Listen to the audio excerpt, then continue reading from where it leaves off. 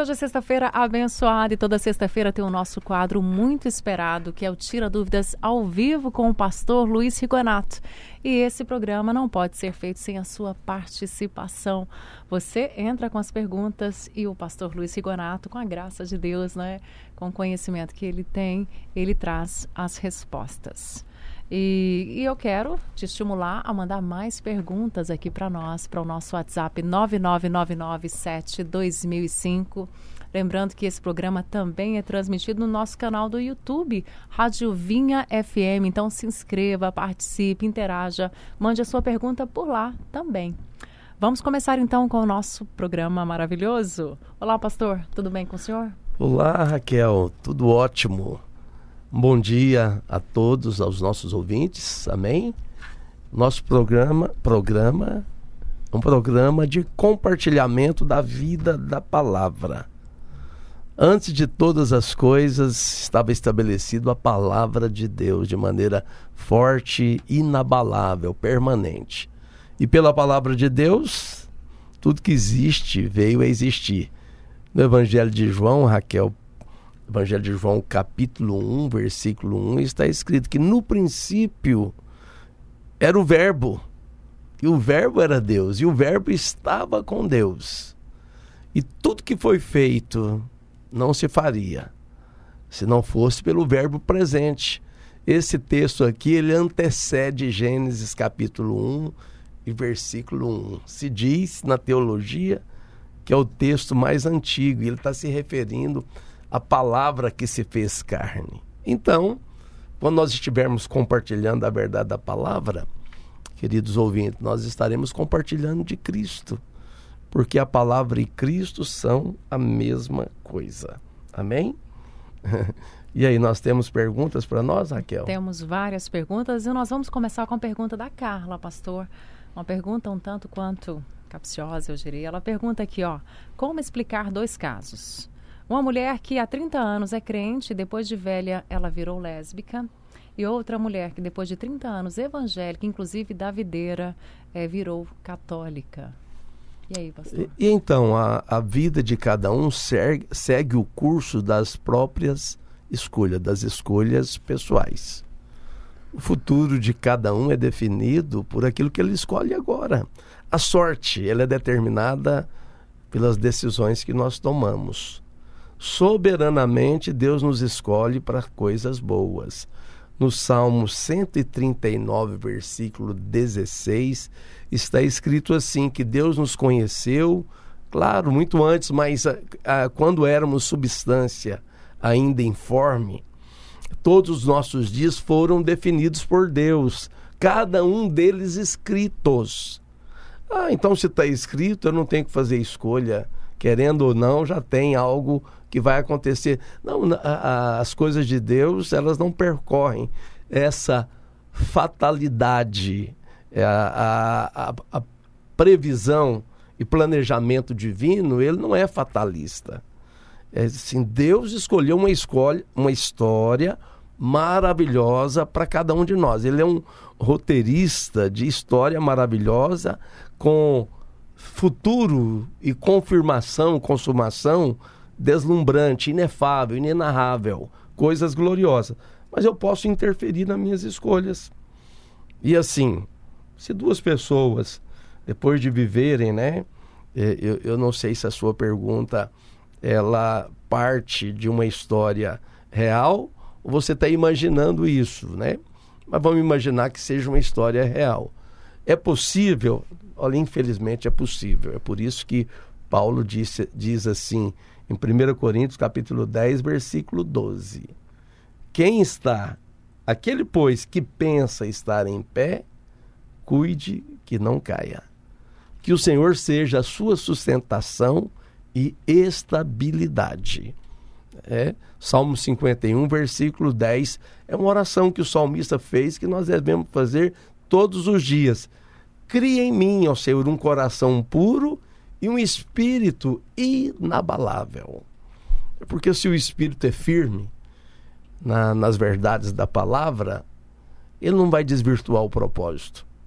Mas destino não é garantia de propósito. Por quê? Porque o propósito pode ser desvirtuado. A pessoa no meio do caminho, ela pode mudar a rota que ela estava seguindo. E há tantas pessoas que vão indo bem, tão bem, e depois tomam decisões. É a história de países, uma Venezuela da vida. Eu lembro que quando eu estudava, que era na época o ensino médio, a Venezuela era o país mais rico e mais desenvolvido da América do Sul. Hoje é o pior de todos. Isso foi definido por escolhas de liderança que assumiram aquele país. Uma empresa, ela está de pé ou cai? Ela está de pé, avança ou retrocede? Dependendo da sua gestão, da sua liderança. A vida de uma pessoa, ela segue um curso que é definido pela liderança pessoal dessa pessoa. Se a palavra de Deus tem essas advertências, então seja cuidadoso. Agora tem outra coisa importante aqui. O cair é do homem, o levantar é de Deus. E a Bíblia diz, ainda que o homem caia 7 vezes, se ele recorrer a Deus, não se manterá caído, porque Deus o levantará da sua queda.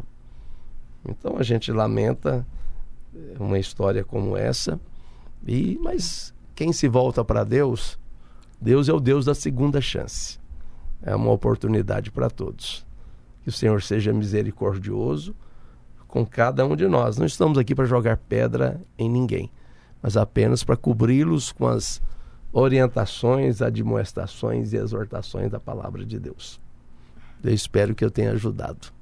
Com certeza. Como dizia o meu pastor lá, o pastor Ricardo, que às vezes a gente começa bem e termina mal, né? Mas é melhor começar mal e terminar bem. A Bíblia também diz assim, melhor é o fim das coisas do que o início delas. Uhum. Então, no final, se você recorrer a Deus, tudo pode terminar maravilhosamente bem. Glória a Deus por isso, pastor. Amém. E o Rodrigo, mudando completamente de assunto, ele quer saber sobre magia negra.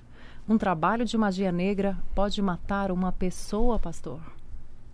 Olha, pode sim, mas não é necessário que seja assim, ok? O Salmo 91, ele é um salmo de proteção. Nós passamos por 2 anos de uma pandemia voraz. Muitas pessoas morreram, muitas pessoas próximas e distantes, infelizmente, morreram. E nesses 2 anos nós proclamamos, e ainda estamos proclamando, a proteção do habitar no esconderijo do Altíssimo, de estar debaixo das suas asas, estar debaixo, coberto pelo seu sangue. Sobre nós está a unção que quebra todo o jugo da maldição do diabo. É claro, eu não subestimo o poder do diabo. É por isso que eu recorro para esconder-me no esconderijo do Altíssimo, né? O Salmo 91, eu vou ler primeiro esse salmo, depois eu vou ler um outro texto muito importante. Eu vou citar um antes de ler o Salmo 91, que está em Romanos, capítulo 8, versículo 1, onde diz, agora, pois, nenhuma maldição há para os que estão em Cristo Jesus. Um trabalho de magia negra nem de longe afeta um crente que está em Cristo, cheio do Espírito. Porque a maldição do diabo pode juntar o inferno inteiro contra uma pessoa. Mas se ele é coberto pelo sangue, sobre ele está a unção do Espírito Santo, nenhum mal sucede a essa pessoa. Mas veja bem o que diz o Salmo 91 em primeiro lugar. O que habita no esconderijo do Altíssimo e descansa à sombra do Onipotente, ele diz ao Senhor, ele crê e fala, meu refúgio e meu lugar seguro, Deus meu, em quem eu confio. Essa magia é o laço do passarinheiro.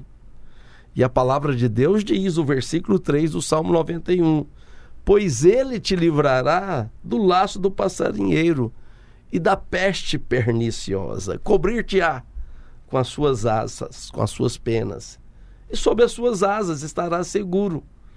E a sua verdade, ela é um escudo poderoso, intransponível.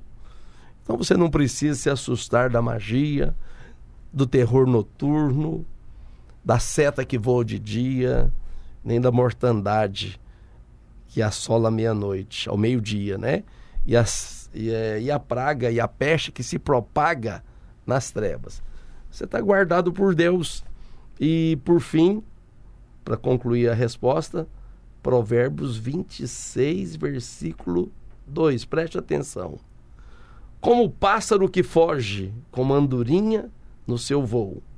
Assim, a maldição sem causa não se cumpre. Ok? Nós não subestimamos, nem criticamos, nem escarnecemos. Levamos muito a sério todas as coisas.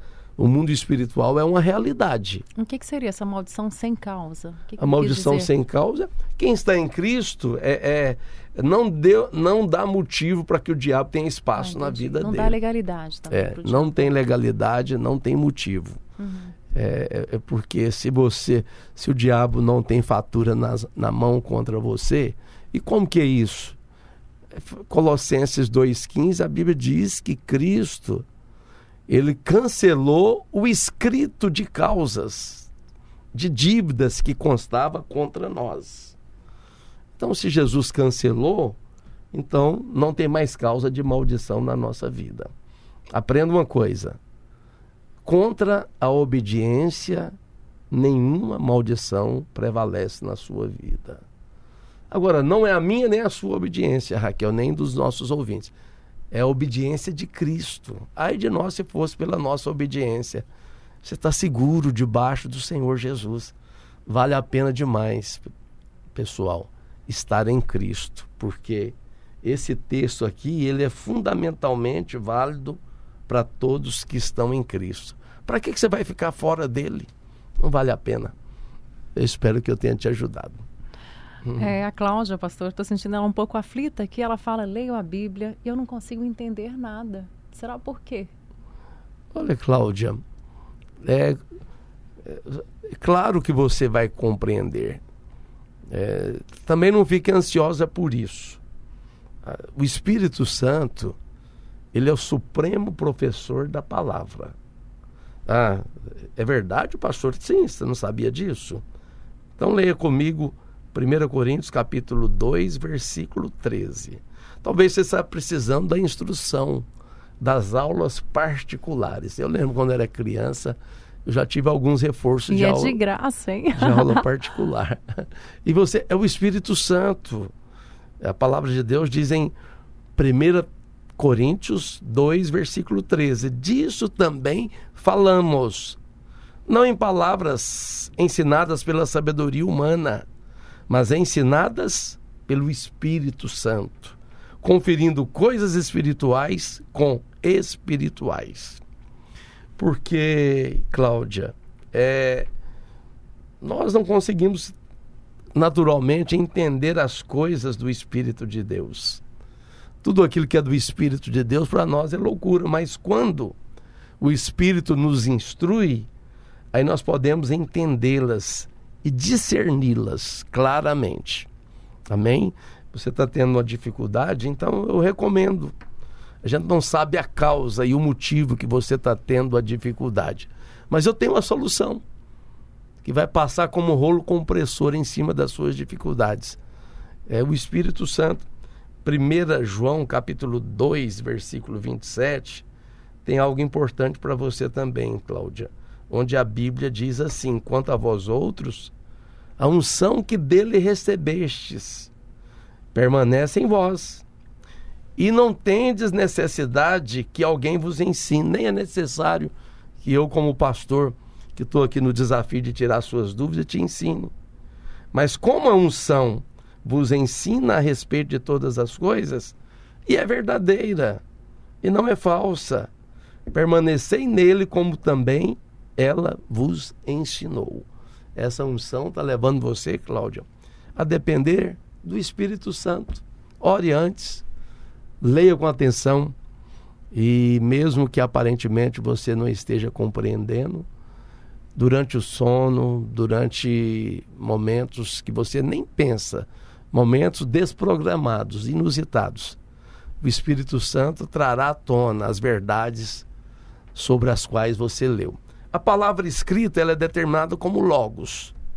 Mas a palavra, quando o Espírito te ensina, ela é o rema, é o querigma, é a palavra inspirada. A palavra escrita é a palavra didática, é o didaquê. Mas a palavra, quando você tenha o entendimento dela, é o querigma. Então, assim... Quando o senhor fala quando tem um entendimento, é porque a palavra se revela a ela? Quando ela compreende? Quando ela brilha como a luz do sol ao meio-dia. Ah, interessante. Quando cai a ficha, sentido, literalmente. Faz sentido. Exatamente. Quando você tem a compreensão esclarecida, a compreensão clara de uma coisa, é porque o Espírito Santo está trazendo a revelação. Porque eu li aqui com você, o homem natural não compreende as coisas do Espírito, porque lhe parecem loucuras. Parece loucura. Mas quando ela tem a revelação, o entendimento, a compreensão, aí se tornou palavra revelada.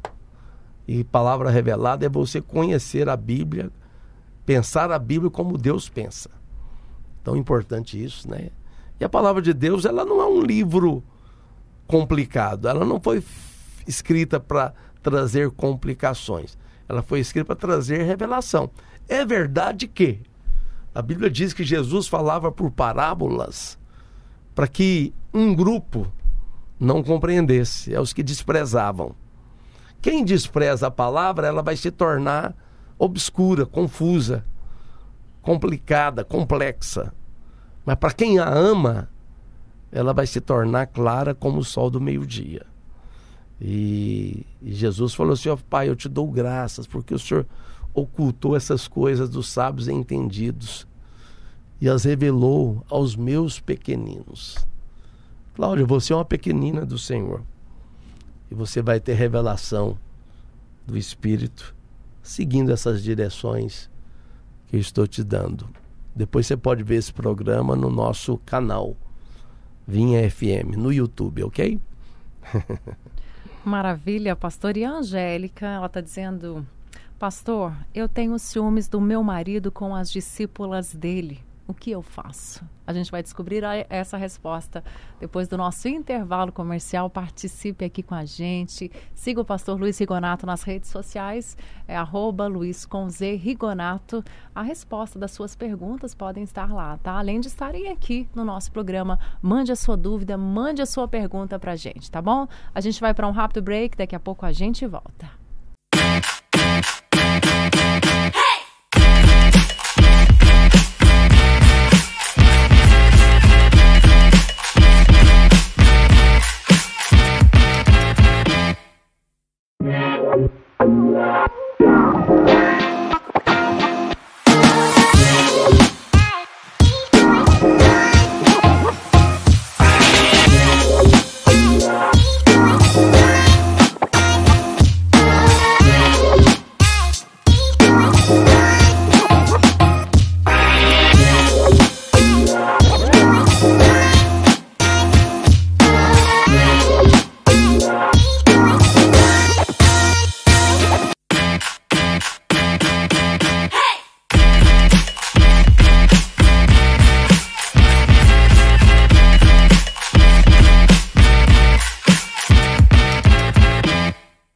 Estamos de volta ao programa Tira Dúvidas ao vivo nessa sexta-feira abençoada. Muitas participações aqui. Participe você também através do nosso WhatsApp 999972005. Nos acompanhe também no nosso canal do YouTube Rádio Vinha FM Goiânia, tá? Se inscreva para ter acesso a esse conteúdo e muitos outros muito edificantes.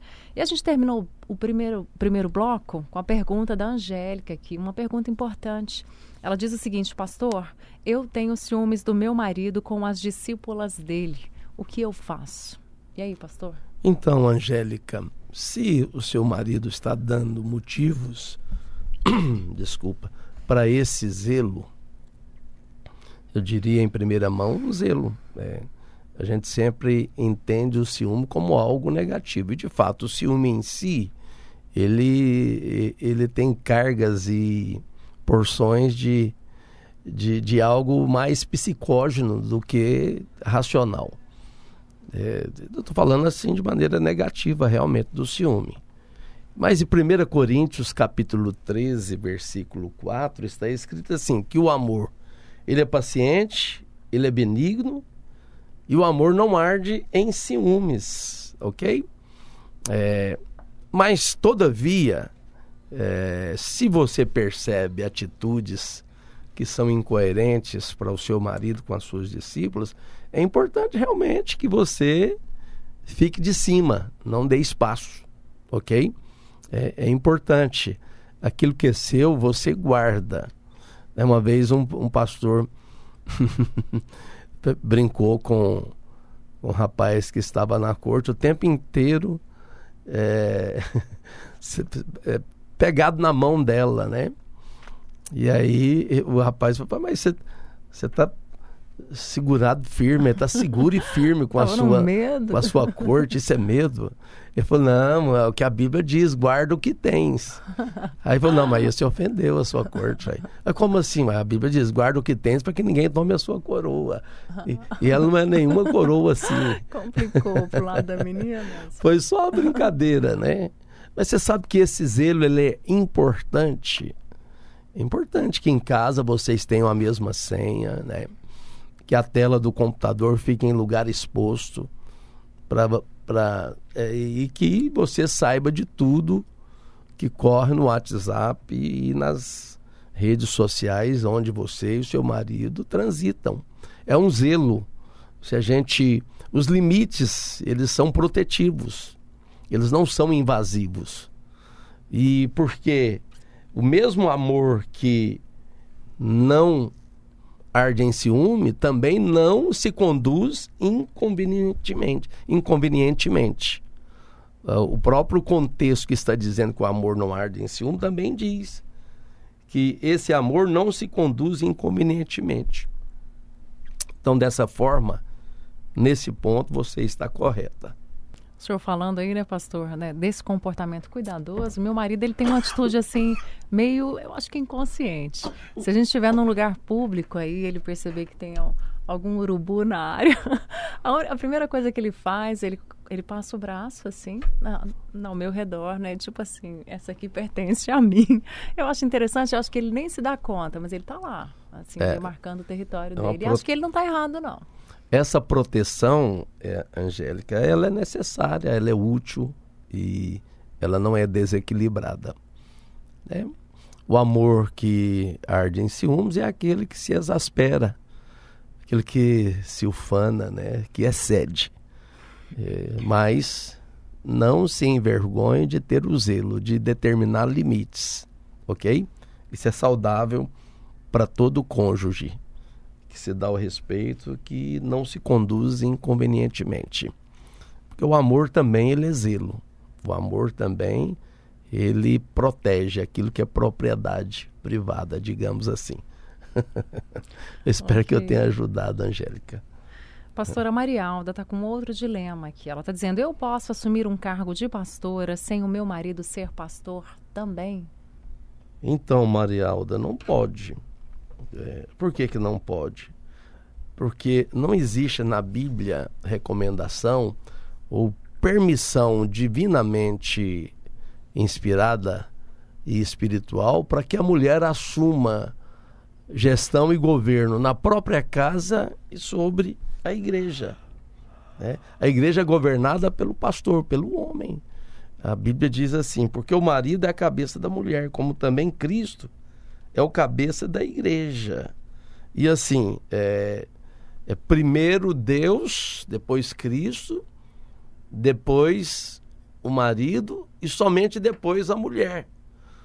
Mas por que não pode?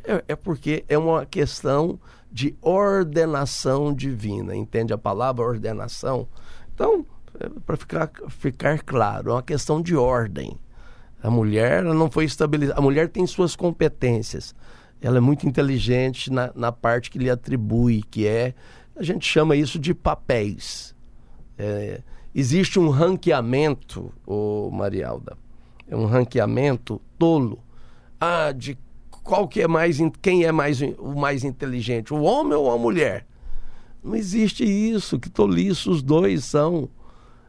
inteligentes. E quando cada um exerce o seu papel, as coisas têm um êxito. Tudo termina com sucesso quando se faz isso. Mas quando se coloca sobre a mulher um encargo que Deus não escolheu para ela, isso não vai ser saudável nem para a igreja, nem para a própria pastora que quer assumir o encabeçamento da igreja. Mulher não assume encabeçamento, nem em casa e nem na igreja. E quando ela ousa fazer isso, não é saudável para ela, não é saudável para o ambiente, nem para a instituição. Então, se Deus não estabeleceu, pode saber que Deus sabe das coisas. Quem segue a direção de Deus é inteligente, é sábio, é espiritualmente inteligente. Existem casos aí de mulheres solteiras, de missionárias, né, que são as pastoras que são... Sim, mas o que não tem na Bíblia definitivamente... Mas não é o ideal, no caso, né? Não é nem que é o ideal, não é para ser. Na Bíblia você não vai achar a mulher encabeçando a igreja. Mas os tempos mudaram. Não, conforme a Bíblia, ela está estabelecida a nova aliança, enquanto durar a nova aliança. E lembre-se de uma coisa, é a nova e eterna aliança. Enquanto durar a eternidade, esse encabeçamento não deve ser atribuído à mulher. É claro que no reino futuro, no corpo glorificado, nós não teremos essa distinção sexual. Seremos como os anjos, Jesus falou. Então, isso é um tempo enquanto nós estamos revestidos da nossa humanidade. Enquanto a igreja percorre a sua história na dispensação da graça, que é a que nós estamos vivendo, desafio você a achar isso na Bíblia. O encabeçamento feminino sobre a igreja. Foi dado ao homem essa responsabilidade. E é muito bom que seja assim, não Inclusive ali na igreja primitiva também, né? Na igreja primitiva, ninguém de longe, nenhuma mulher de longe assumiu, nem provisoriamente, a liderança sobre a igreja. Mas sem a mulher, a igreja não seria estabelecida. Ela é muito útil quando ela exerce o seu papel de cooperadora idônea. A mulher, ela, sendo submissa ao seu marido, ela exerce um papel tremendo na edificação da igreja. Mas não assuma esse papel que Deus não estabeleceu para você, porque depois você não tem como cobrar dele soluções de problemas e variáveis que vão ocorrer com você como mulher, tentando assumir algo para o qual Deus não te estabeleceu. Pastor, e para fechar esse bloco, o Gustavo quer saber se é possível se comunicar com os mortos. É possível essa passagem aí? Não é possível. Em primeiro lugar, Jesus fala em Lucas capítulo 16, versículo 26, que é posto um grande abismo. Quem morre, ele vai para uma dimensão da alçada de Deus, sob o governo de Deus. E Jesus, contando a história de Lázaro e do rico e Lázaro, Jesus deixou isso claro. Ele fala assim: é colocado um grande abismo entre os que estão na dimensão da vida, da terra, estão no ponto de vista terreno. Estamos aqui vivos, e aqueles que morreram. Nós não temos nenhuma noção desse universo paralelo, digamos assim, para essa dimensão. Mas o que Jesus falou, que é colocado um abismo que não existe comunicação dos de lá com os de cá. E Levítico 19, 31 está escrito assim, olha: não vos voltareis para aqueles que consultam os mortos, para os feiticeiros. Quem consulta mortos e quer conversar com quem já morreu, a Bíblia chama isso de feitiçaria. Chame você como você quiser, mas a Bíblia define como feitiçaria. Aonde está escrito? Levítico 19, 31. Não os busqueis, para não ficar descontaminados como os feiticeiros. Eles são contaminados por quê, pastor? Por demônios. Se você consultar alguém para dar acesso você a quem já morreu, primeira coisa, você entra numa dimensão de engano muito grande, de mentira do diabo. Porque ninguém tem o poder de comunicar com os que estão de lá, porque Deus definiu essa separação. E se alguém diz que consulta morto, ele está te enganando, é mentira. Então, guarde-se de tentar consultar quem já morreu. Esses espíritos aí que incorporam em pessoas, eles dão dados tão peculiares assim do falecido, pastor?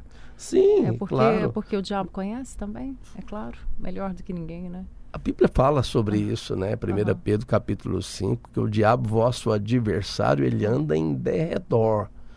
Ele percorre a sua história. Então ele tem as informações. São informações que ele usa para o engano. Por que o diabo é o pai da mentira? Porque ele sempre usa de meias verdades. Qual que é o problema da mentira com meia verdade? Porque ela assume um perfil de verdade.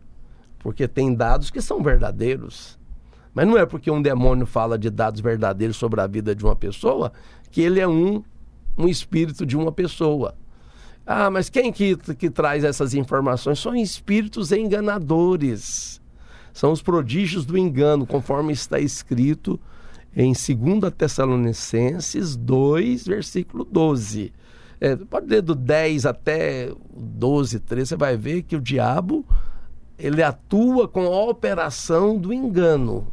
Agora, leia-se, quando alguém está sendo enganado, ele está acreditando. Está vendo os golpes da internet, do Pix e tantas coisas. Todo dia o noticiário dá uma lista enorme de pessoas que caíram no engano de bandidos, né? Que enganam tantas coisas. Por que as pessoas dão muito dinheiro? Porque elas acreditam. Concebem o engano como se fosse uma verdade.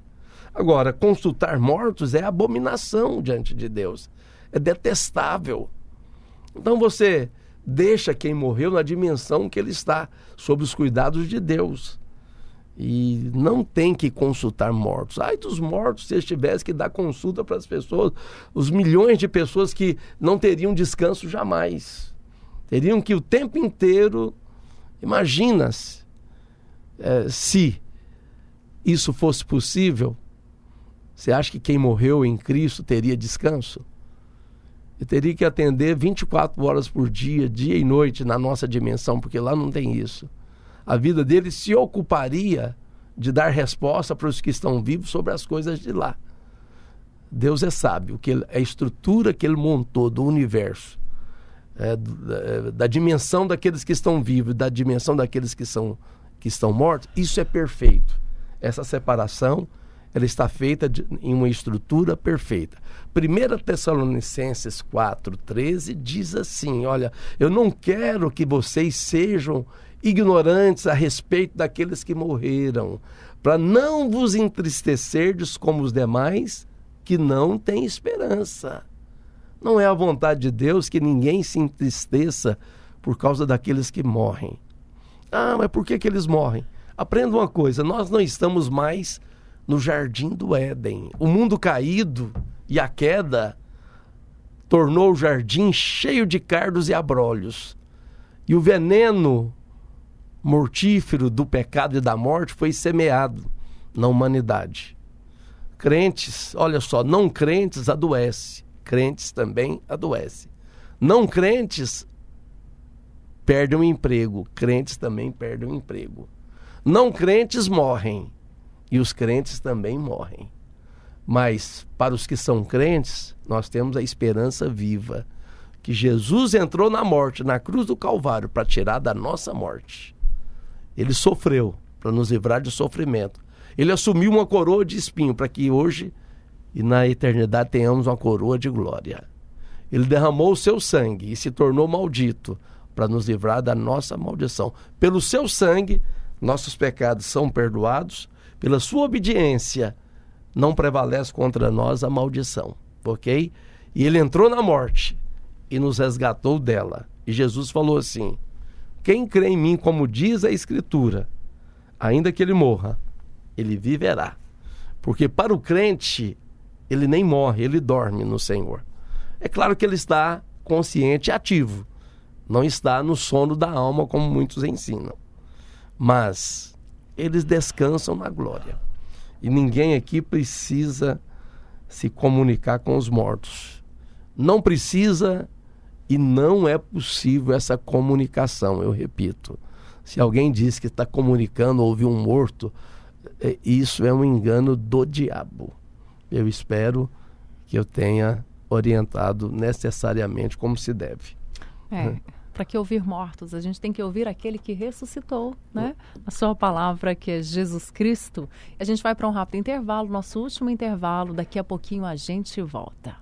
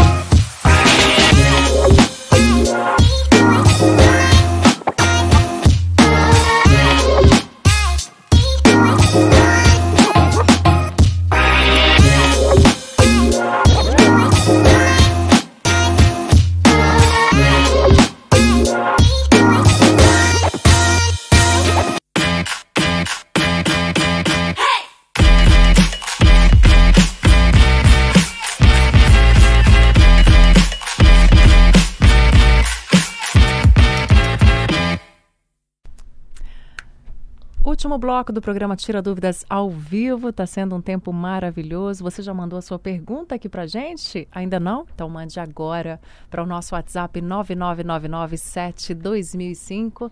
Você também pode mandar pelo nosso canal do YouTube, Rádio Vinha FM. Manda para a gente que a gente responde. Aliás, o pastor Tira Dúvidas responde para você, tá bom? Olha só, pastor, a pergunta do Antônio aqui. Ele diz o seguinte: eu tive câncer com 55 anos e nunca houve casos na minha família. Isso é uma maldição que está começando em mim? Olha, eu afirmo algo para você. Não começou na sua família, nem está começando em você.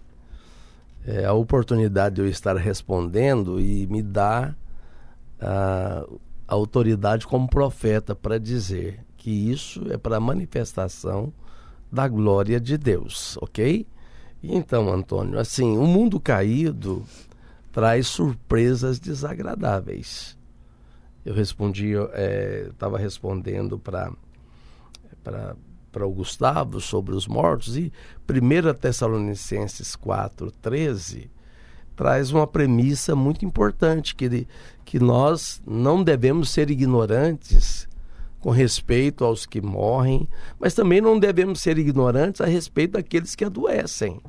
Nós não estamos mais no jardim do Éden. E com o pecado foi semeado no mundo e no próprio jardim cardos e abrolhos, são enfermidades de toda sorte, ok? Eu profetizo a sua cura, mas Cristo, ele não precisa provar mais nada, sabe, Antônio? Na cruz do Calvário, ele conquistou o poder absoluto contra toda a maldição do diabo. E tem tantas coisas ruins, em tantos níveis acontecendo na vida de tanta gente boa, de tanto crente, que você não imagina. Agora, os demais não têm esperança. Paulo diz que não é para nós nos entristecermos como os demais que não têm esperança.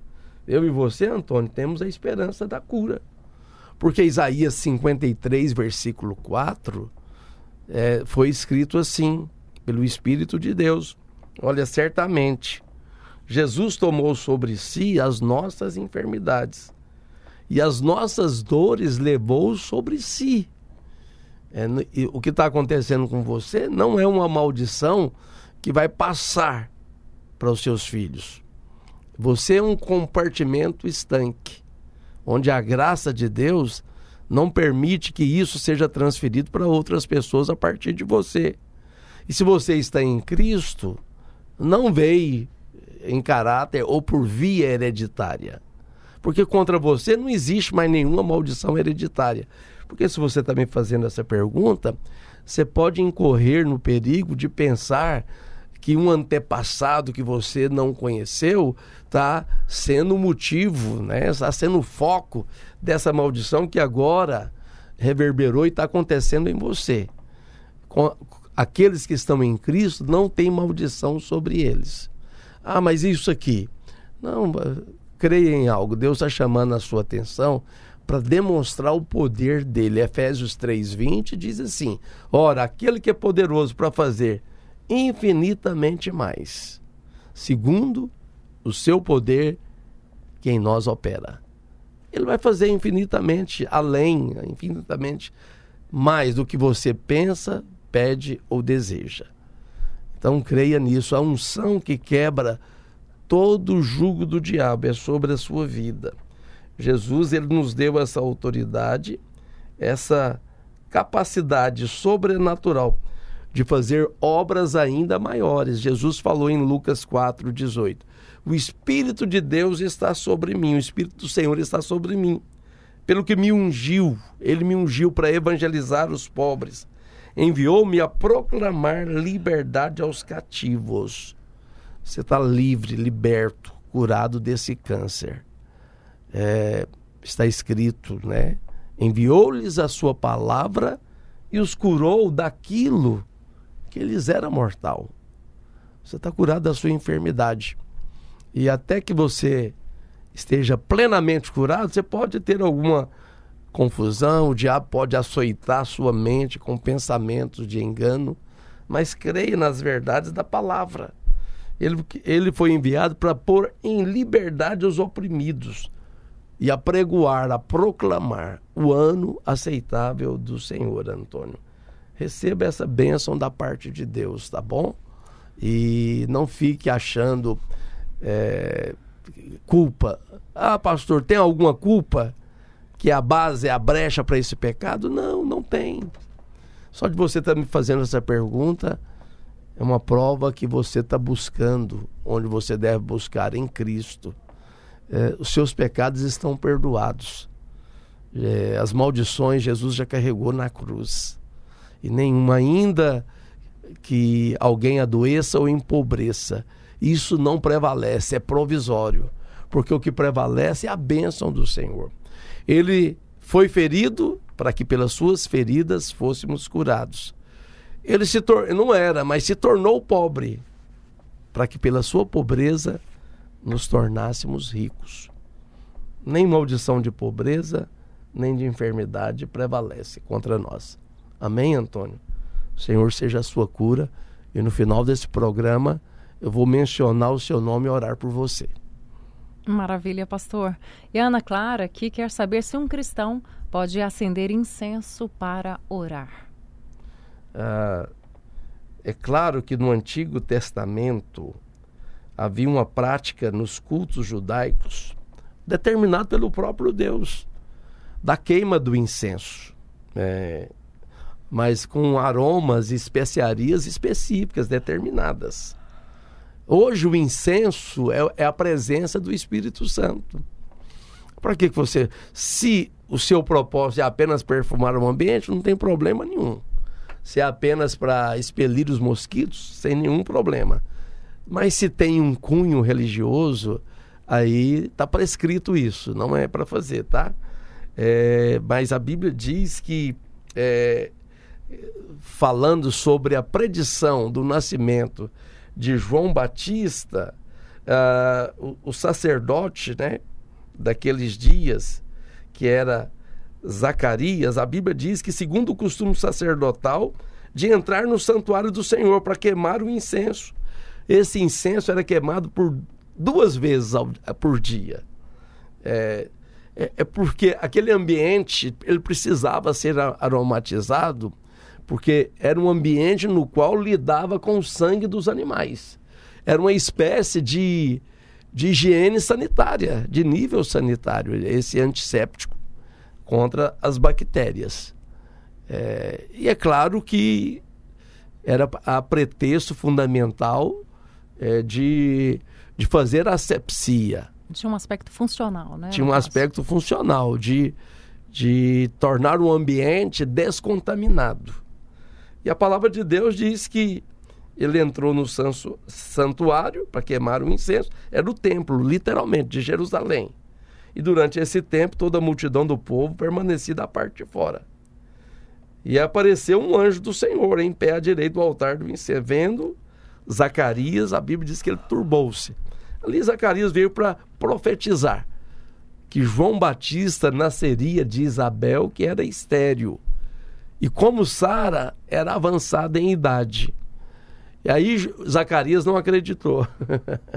E por causa da incredulidade dele, ele ficou mudo até o nascimento de João Batista. Mas o anjo determinou. O anjo apareceu e perguntou para ele.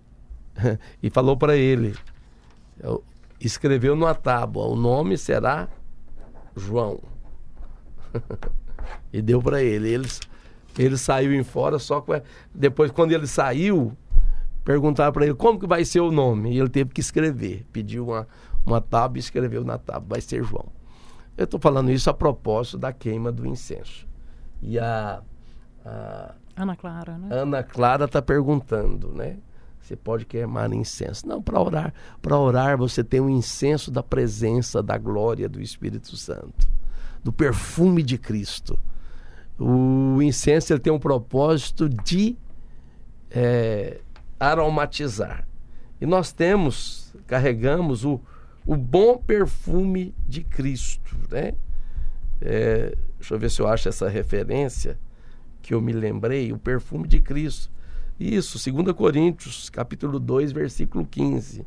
Porque nós somos para com Deus perfume de Cristo. Toda vez que você decide, Ana Clara, orar, você já exala esse incenso perfumado da presença de Cristo na sua vida. Amém? E nós somos perfumes para Deus como para as pessoas no mundo. As pessoas se aproximam de nós. Eles sentem esse incenso da presença de Cristo em nós, que a Bíblia chama do bom perfume. Mas, por favor, não coloque a sua fé em um incenso que está sendo queimado.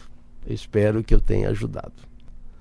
Maravilha. Chegamos ao finalzinho aqui do nosso programa Tira Dúvidas ao Vivo. Agora o pastor Luiz Rigonato vai orar por você, né, por cada participante, por você que está nos ouvindo agora, através das ondas do rádio, através do nosso canal no YouTube também. Que você seja muito abençoado. Prepare o seu coração. Glória a Deus, Pai, em nome de Jesus. Nós te damos graças pela sua palavra, te damos graças pela vida dela, pela revelação que nos transforma, que nos alimenta, que nos abençoa com toda a sorte de bênçãos. Obrigado, Senhor, que o compartilhamento da sua palavra possa encontrar os corações como boa terra, porque ela é uma semente poderosa, a tua palavra. E onde ela encontrar boa terra, ela produz muito, ela abençoa, ela transforma. Senhor, abençoa-nos a cada sexta-feira na transmissão desse programa. Abençoa essa emissora, cada pessoa que trabalha aqui. Obrigado pela vida da Raquel, obrigado pela vida do Edinaldo, do Pedro, de cada um dos que contribuem de maneira direta, Senhor, com a transmissão desse programa, até o coração de cada ouvinte, ó Deus. A sua palavra, ela não pode ser impedida e não será impedida. Senhor, transforma a vida daqueles que nos ouviram. Transforma, Senhor, a vida e o coração daqueles que são carentes, necessitados de transformação, aqueles que têm fome, que eles sejam supridos, ó Deus. A tua palavra diz que bem-aventurado aqueles que têm fome e sede de justiça, porque eles serão saciados. Que em Cristo os desejos sejam transformados, não em desejos de maldade, de vingança, tendo como base a amargura, a cólera, a ira, a vingança, mas seja com base no amor de Cristo. Abençoe as famílias. Senhor, cure aqueles que estão enfermos. Eu oro aqui pela vida do Antônio, que ele seja curado do seu câncer. Nós enviamos uma palavra de cura sobre a vida dele, Senhor. aqueles que se encontram em circunstâncias de dificuldade, seja na vida financeira, seja na vida, na questão da saúde. Livra-os da enfermidade, livra-os da doença, livra-os da pobreza. Restaura casamentos destruídos, que haja harmonia, que a sua presença, que a tudo transforma, seja acolhida, que possamos ter percepção do Espírito Santo que habita em nós. Isso é realidade espiritual, que é a percepção da glória de Deus que habita em nós. Abençoa de maneira extraordinária, Senhor, este país. Abençoa os governantes, aqueles que ocupam os cargos majoritários do governo do país, do estado, da cidade. Para a glória de Deus em Cristo Jesus, Pai, é a nossa oração. Deus, que neste domingo a glória do Senhor seja transbordante. O Senhor é o Deus que nos visita de glória em glória, a cada final de semana, uma nova unção, uma nova presença e uma nova glória. Não no aspecto de novidade, mas de uma dimensão superior. Traz graça, que a Tua palavra possa fluir da boca daqueles que proclamam o Evangelho da graça. Que ela na nossa boca seja espada afiada, Senhor. Que ela seja martelo que quebra e esmiuça a pedra dos corações duros, ó Deus. Transforma, salva, Senhor, de maneira extraordinária, salva, que haja um grande avivamento. Nós oramos e agradecemos em nome de Jesus. Amém e amém.